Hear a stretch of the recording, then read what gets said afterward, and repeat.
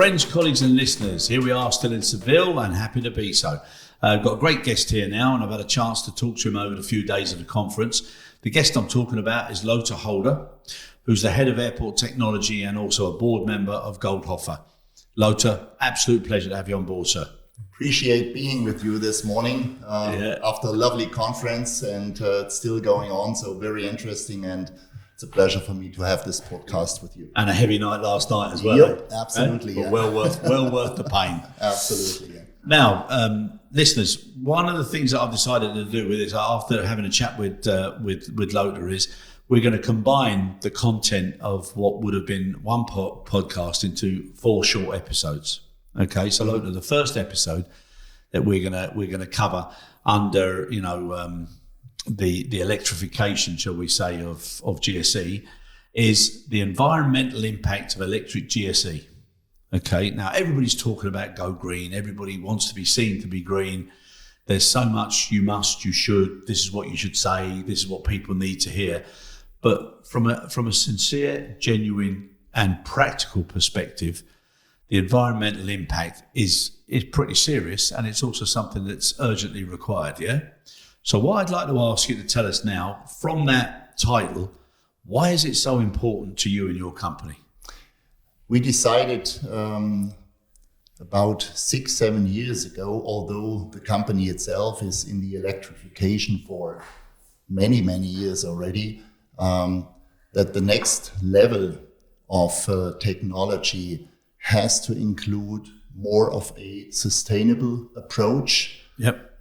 But always, and I still must highlight that even when talking about environmental impact, efficiency. The industry is driven by efficiency. So our goal was to apply the new technology to make efficiency even better than with conventional tractors. So that was our key decision point in 2017 when I joined Goldhofer at that time to modernize the portfolio and include alternative driveline technologies.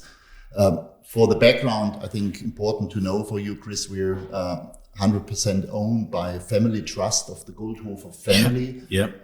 So we are not a publicly traded company, so it's all family-related business. And the guidelines of the family for many years, they started their business in 1705. So my God. Quite some time ago. And social responsibility was always an extremely important factor in the company and in the family strategy. Oh, I can believe so. I'll tell you what, the way I feel this morning, I feel as if I was born in 1705. But no, that's what a great legacy. That's absolutely brilliant.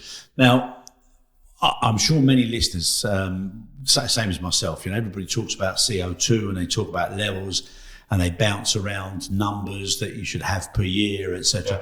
Can you just give a little bit of clarity on that in perspective with the equipment that people are familiar with? Yeah, absolutely. Yeah, I mean, this is it's actually 3 elements. The most important one, obviously, when talking about environmental impact, is CO2 reduction compared to conventional equipments. And it's not simulations, it's real-time data we collected already, especially on our tow-barless tractors, the Phoenix, but also on our cargo tractors, the Sherpa. And the data we collected there shows a drastic reduction of CO2. So just if you look at a standard annual load profile, usage profile of a tow-barless tractor, it collects up to 3,500 hours, obviously depending on location and customer. And just by saving the fuel, the diesel fuel, 3,500 hours per year means roughly 42,000 liters of diesel. If you combine that, about 1 liter of diesel generates 2.6 kilogram of CO2. So the saving of the 42,000 liter of diesel means a reduction of CO2 of 110 tons per year just for one single vehicle, and then multiply that with a fleet, which our customers are running. That's a drastic reduction of CO2. Yeah. Excuse me. Don't you think that there should be more transparency of these types of figures so that the average person understands exactly what's going on, including the employees themselves? Yeah, I think it's the marketing or the communication of these not so good, is it? elements is not where it's supposed to be yet. We do have an intense dialogue with our customers. I'm authorized to refer to our Lufthansa activities there. Yeah. I mean, they have a sustainability group, and they do a lot of marketing about these things. You know, you see on social media many of their publications. You know, and yes, it's very important. It's for the employees. You know, they have to feel proud about what they are achieving. You know, especially at an airport. You know, where CO2 is obviously a heavy element, you know, and that's an important factor to get all stakeholders also informed about these things, you know, because at the end it's not just the commercial part, it's also what do we do in addition to being more efficient than with traditional equipment. Yeah, no, I agree. And I've got to give Lufthansa a big shout there as well. I was 28, nearly 29 years with Lufthansa, and even back then, they were ahead of the game, you know, thinking of things like this. Also, something that I observed way back then as well, is that if you give people too much information and not enough understanding, it's dangerous.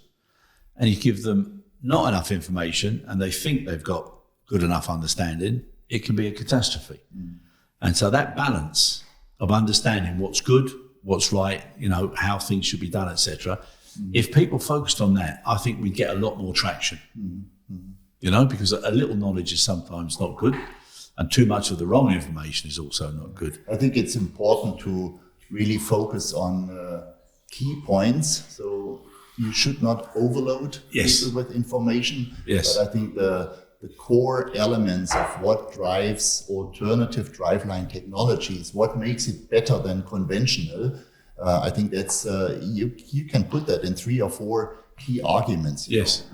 What we have actually underestimated, obviously, when designing, engineering the product, you know, that was another important element. This is the reduction of noise. You know, that's only feedback.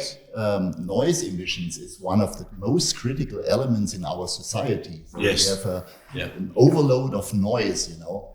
And the feedback we got from drivers, which is obviously our most important stakeholder, that was brilliant. You know, they love to work with these vehicles because their day is a much easier and more comfortable one with drastic noise reductions in the cabin. You know, of course, I know that from the Lufthansa people, you know, they tell me every morning the drivers are fighting to get one of the e-tractors to have a comfortable day with it. You know? So that's another important element. It's fuel, it's CO2, but the reduction of noise emissions is also very, very important there. You know. Yeah, and obviously from a business perspective as well, one of the issues that you brought up and we were chatting about was the significantly higher efficiency percentages when you do a comparison between the diesel and also now the electric, which is, I mean, for me, I thought it was from 22% to 75%.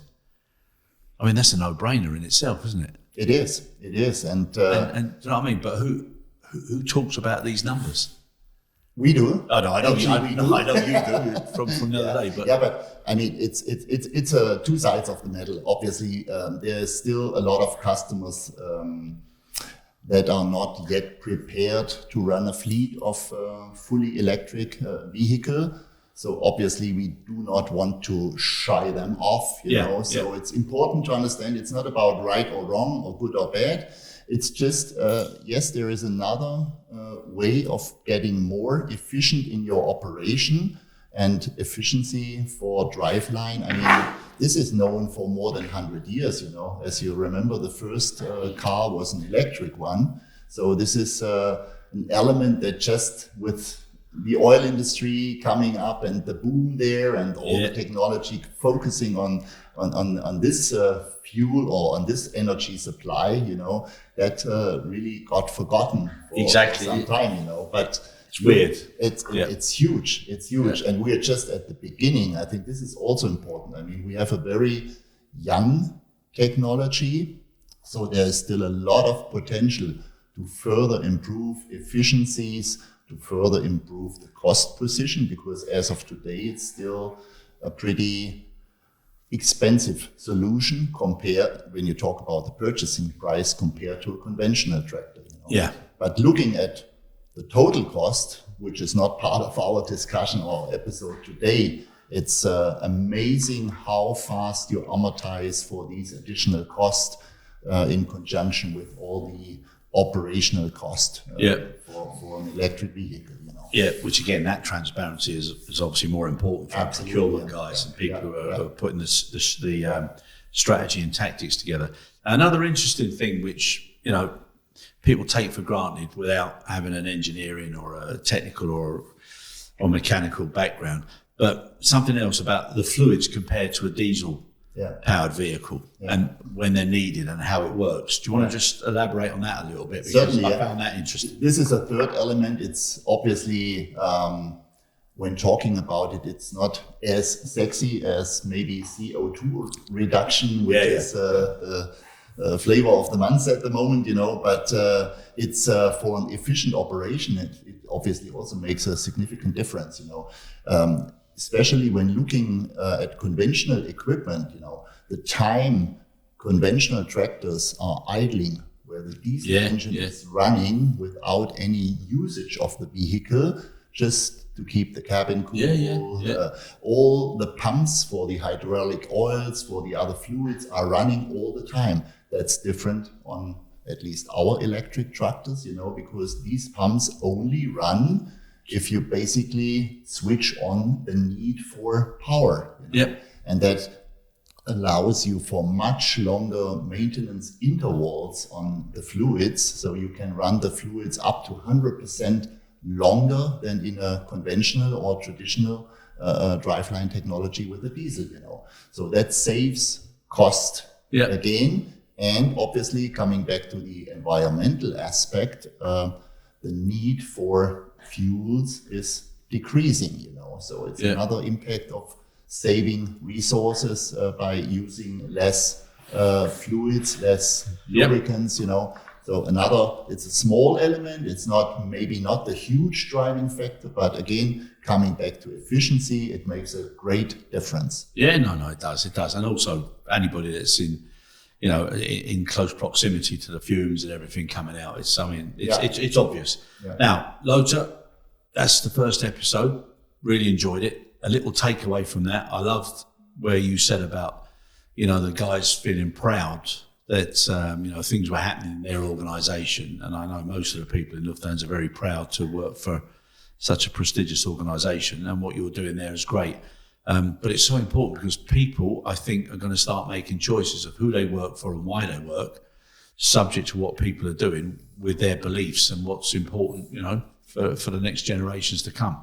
It's absolutely a key topic. I discuss that quite often with the Lufthansa colleagues, because the lack of qualified people working in such operations, is a difficult one. And the question always is, how can we make that operation more attractive to people?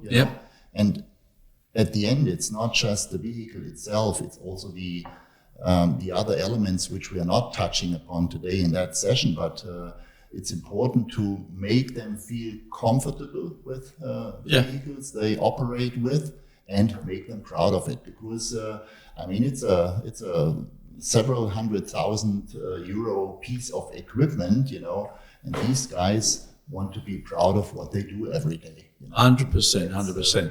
And they need to know that their companies care and that they also care. Absolutely, Got the best marriage ever then. Lovely. Lothar, thank you so much. We'll crack on with the second episode in a few minutes. So pleasure. Really appreciate it. Thank you. Thank you.